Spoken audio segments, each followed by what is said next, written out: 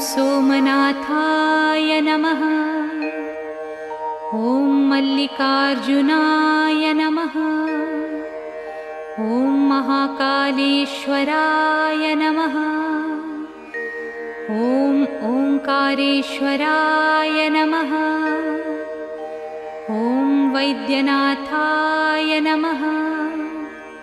ॐ भीमशंकराय नमः।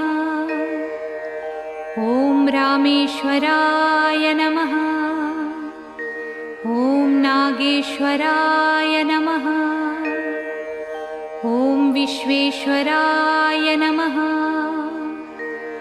ॐ त्र्यंबकेश्वराय नमः। ॐ केदारेश्वराय नमः। ॐ भुस्मेश्वराय नमः।